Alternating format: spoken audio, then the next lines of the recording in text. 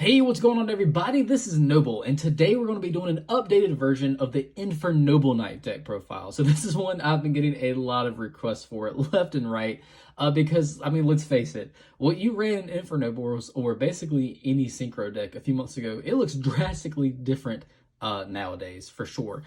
Several ban lists have happened, and, you know, arguably some things that definitely needed to happen. I'm not going to argue about Smoke Grenade. I'm not going to argue about Link Cross.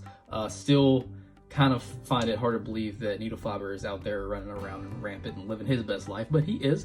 So until then, we still have to make the best use of it.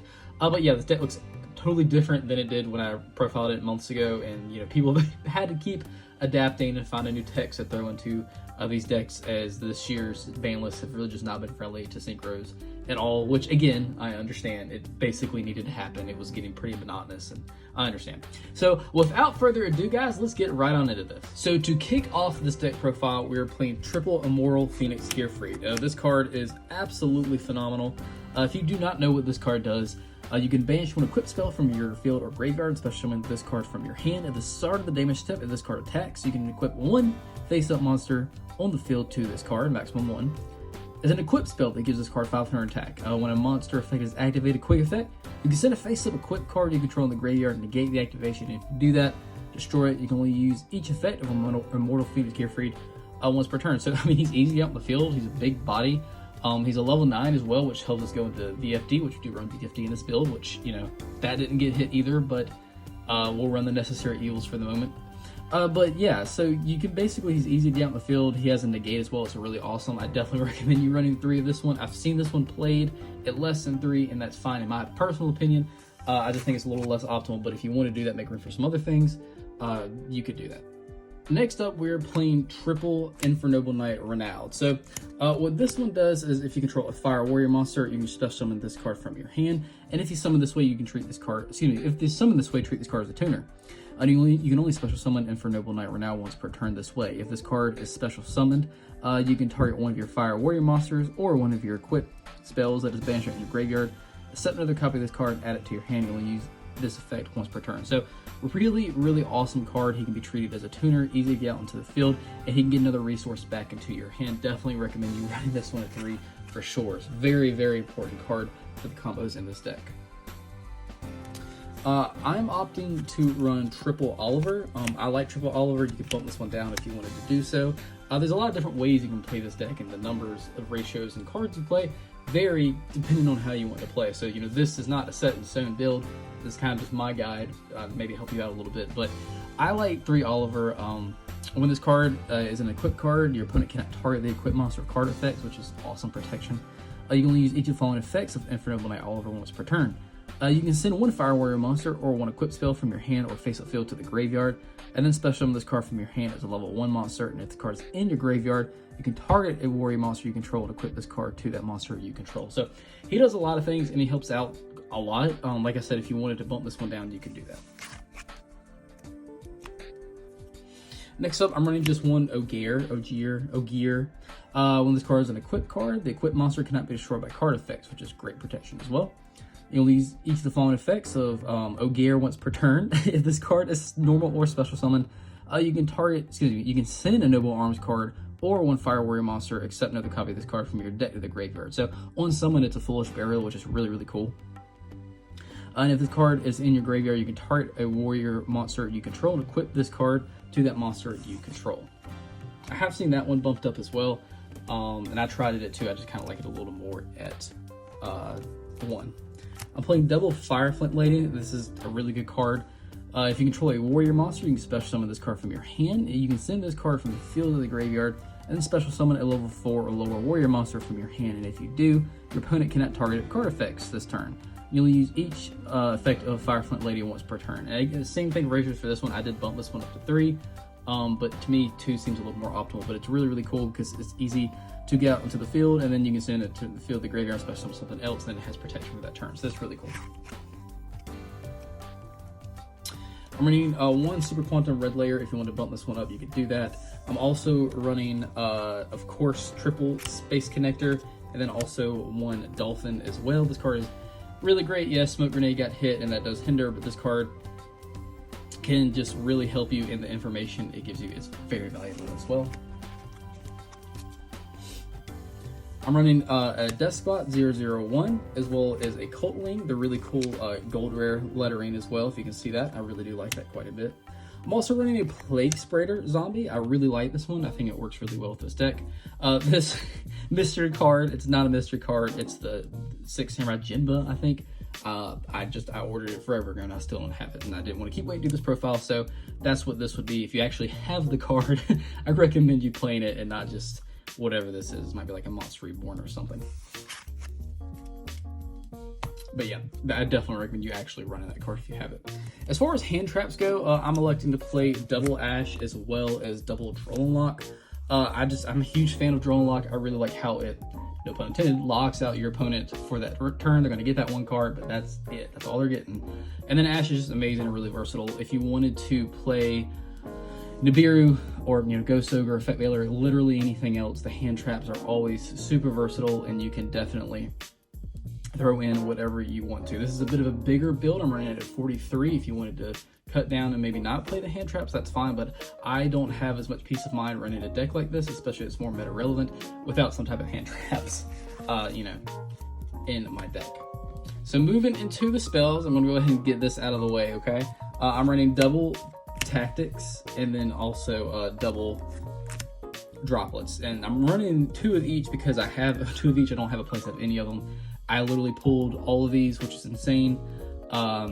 If you have a playset of one or the other, or both, I mean, that's awesome. You can run that. Droplets is freaking amazing, can win you games, and same with Talents. Like, it can really give you so much advantage, especially in this new day and age of Yu-Gi-Oh! These are very expensive cards. I do understand that. Still very expensive. They have not gone down at all. If anything, they've gone up. If you don't have access to this, that's fine. You do not have to have these cards to play this deck. Infernoble is a more meta-relevant deck for sure, but if you don't have these, there are ways to get around it. You can maybe throw some more Veilers in or something like that, just maybe up your hand trap package. But you don't have to have these, but if you do, I recommend you running them because, I mean, they're expensive for a reason. They're very powerful. Are they overpriced? Of course they are. You shouldn't be paying $100 for a piece of cardboard, but unfortunately that is the price point that they are at. I was just lucky enough to pull them. All right, so next up, I'm playing Triple Heritage of the Chalice. This is not a $100 card. This card is freaking amazing, absolutely great card. You add a Noble Knight monster or a Noble Arms card from your deck or graveyard to your hand. And the or graveyard part is really cool. Being able to have another spot for additional resources is really cool. This card, just pull it out of there as well. Doesn't just have to be the deck. If your Noble Knight monster equipped with a Noble Arms equipped spell is destroyed by battle and sent in the graveyard, while this card is in your graveyard, you can add this card to your hand, but you can only use one effect per turn and only once that turn. So really cool. If something from your field basically gets blown up and you have this card in your hand, you can bring it back and get another use out of it. That's really awesome. And it doesn't even have like a once per duel effect or anything like that, which is kind of surprising. That's a really, really powerful effect for a really powerful card. So this is a really great card. I do recommend you play through this. It helps the consistency of the deck so much. Next up for 3 of, I'll just punch my camera again, playing Triple Durandal. So this one's really good. While this card is equipped to a monster, you can add a level 5 or lower Fire Warrior monster from your deck to your hand and then destroy this card. If this card is sent to the graveyard, because the equipped monster is sent in the graveyard, you can target one level 5 or lower Fire Warrior monster in your graveyard, special summon it. Also, you cannot special summon monsters for the rest of this turn, except warrior monsters. You can only use one Infernoble Arms Durandal effect per turn, and only once that turn. Just a few 1-ofs. I'm running a Monster Reborn, also running a Rhoda, of course. I mean, freaking of course.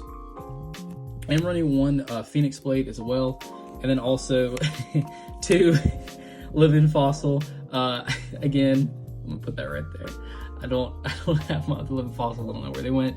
But I online I am playing 2 of this. If you wanted to max it out and play 3, if you actually have 3 of the cards, I'm sorry. I hate doing this, guys, especially when it's more than 1 in my profiles. I just don't want to keep waiting weeks until I get the cards. So it's, just hopefully you understand. But this would be a second Living Fossil.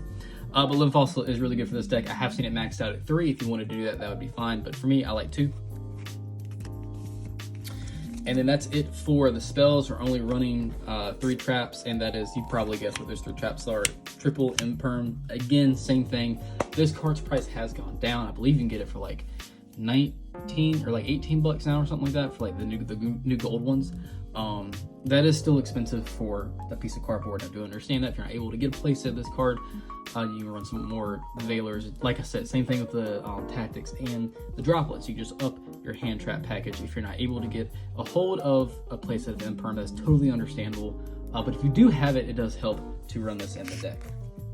So that's it for the main deck, guys. Let's move right on into the extra deck. Okay, so for the extra deck, running one True King of All Calamities, like I said, you are able to go into this one in this deck. For those of you who are cringing, I'm sorry, please don't unsubscribe. If you don't want to run this card, you don't have to run it, but it is makeable in this deck, so I have made it a few times. I hate to say I've won with it a few times. Am I proud of that? No, but it is a W. If you don't know what True King does, I'll just go ahead and explain it to you real quick. I'm pretty sure there's only 3 people in the entire planet that don't know what this card does. But if you're one of them, once per turn during either player's turn, you can detach material from this card, declare an attribute this turn. All face-up monsters on the field become that attribute. Also, all monsters on your opponent's possession with that attribute cannot activate their effects or attacks. So literally this card says, hey, GG, like if you don't have an Imperm, pretty much sucks for you, buddy, because you can't really do anything about it. Also, running a Trishula, the Dragon of Icy Imprisonment, you can make this, and then it can also help go into True King as well. Running one Emperor Charles. Shout out to House of Champs for this beautiful OCG Emperor Charles. It looks really, really cool. I absolutely love it. Running a Captain Oliver. This is one of the newer ones that came out in, shoot, which one did it come out? Phantom's Rage, I believe. So this is a cool card. When this card declares an attack this card declares an attack while equipped, you can target one face-up card on the field and destroy it. During your main phase, except the turn this card was sent to the graveyard, you can target one warrior monster you control, special summon this card from your graveyard as a tuner, and if you do equip that monster you control to this card with an equip spell that gives it 500 attack, you'll use this effect once per turn. So that is really cool. I was excited to see Captain Oliver come out in Phantom Rage.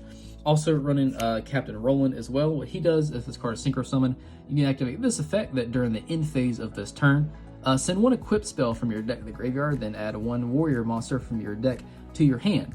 During the main phase, if this card is in your graveyard, quick effect, you can target one warrior monster you control and equip this card to that monster you control as an equipped spell, that gives it, guess what, 500 attack. You only use each effect of Infernoble Knight, Captain Roland, once per turn.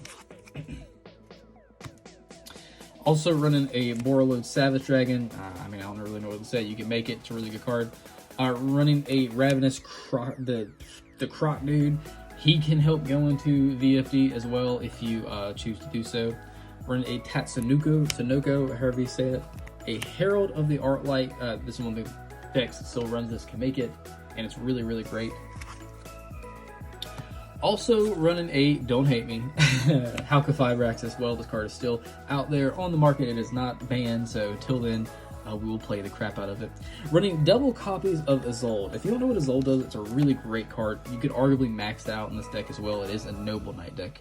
But so it's 2 warrior monsters as a link to. And what it does is if the card is link summoned, you can add a warrior monster from your deck to your hand. But for the rest of this turn, you cannot normal summon, set, or special summon monsters with that name, nor activate the monster's effects. So it's a really cool searcher. It was really great. You can send any number of equipped spells with different names from your deck to the graveyard, special summon a warrior monster from your deck whose level equals the number of cards sent to the graveyard. You can use each effect of Isolde, 2 Tails of Noble Knights per turn, and only once that turn. So, oh wait, no, you can only use each effect of Isolde 2 Tails once per turn. Sorry, got ahead of myself. Also running just a few more, running a Nightmare Phoenix. Yes, it is a collector's rare. I'm not sure if I've uploaded this video yet of time of the opening, but I pulled a collector's rare, so that was really, really cool. I was very excited to pull the Nightmare Phoenix out. It looks great. Yeah, running a unicorn, not a collector's rare. Don't judge that one. It's just a measly little ultra rare. And then an access code. An access code, you don't have to have this in this deck if you don't have it. I know there's a lot of expensive cards we're talking about. We're running tactics and droplets and imperm and access code. If you don't have these, again, I cannot stress enough, you do not have to have them to play this deck. I just want to make that completely clear. But if you do have them, they do give you a certain advantage. So you should play them. But access code can win you games. If you don't have this, you can absolutely run an Avermax, which is like a $2 boss monster that can win games by himself as well. So there's definitely substitutes for it. I just want to stress that you don't have to have stupid expensive cards to play this deck. Does it help? Of course it does, but you don't have to have them. So yeah, guys, that's actually it for this deck profile. I hope you enjoyed it. I was getting a lot of requests for this one because, like I said in the intro, it just looks a whole lot different than it did to begin with, and probably for the best, not gonna lie. But yeah, I hope you enjoyed this video. If you haven't already done so, now's a great time to subscribe, and right after you've done that, you can hit the bell so you become a part of the notification team so you don't miss anything that goes on this channel. And then after you've done all of that, or before, up to you, the order is up to you, but you can hit the like button on this video. It allows my videos to circulate around YouTube, and it shows you like my content, which freaking is what I live for. I absolutely love that. Thanks for watching, guys, and as always, I'll see you in the next video.